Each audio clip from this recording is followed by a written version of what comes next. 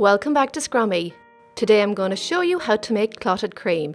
Clotted cream is an incredibly creamy, buttery spread you can put on your scones and biscuits. You don't have to go to England to enjoy this tea time treat because it's so easy to make at home. But it does take time to get the perfect clotted cream and it's definitely worth it. Okay, let's get making clotted cream. As I said before, it's really easy to make. All you have to do is pour the cream into an oven-proof dish. I'm using double cream, which is a heavy whipping cream if you live in the US. The dish you use needs to be good and wide. This one I'm using measures 7 inches by 9 inches. The bigger the dish, the more clotted cream you'll have. That's it now. It just needs to go into a preheated oven, 80 degrees Celsius, 175 degrees Fahrenheit for about 12 hours. After 12 hours, the clotted cream will have a bubbly top and will be yellow. This is the clotted cream and it's perfect.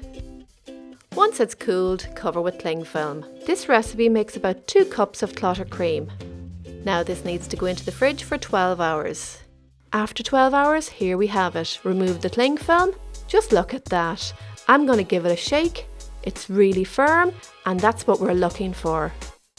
Okay, let's check out this clotted cream. Using a spoon, scrape the top off.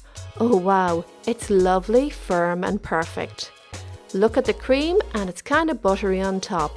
This gives the clotted cream a lovely rustic look. But you can mix this into the clotted cream either. Spoon into a bowl and continue to scoop the thick layer of clotted cream from the top. I'm delighted that I've made clotted cream. I know it takes a long time, but I'll definitely make it again. I've wanted to make this for so long. The liquid that's left over is perfectly normal and you can use this in making scones so you can have scones and clotted cream.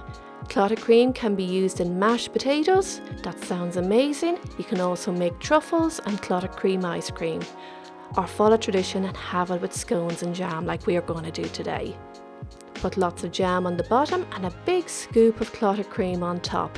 This is the Cornish way. You can also try the Devon way if you like. Clotted cream on the bottom and jam on the top. Both sound wonderful. Which way do you prefer?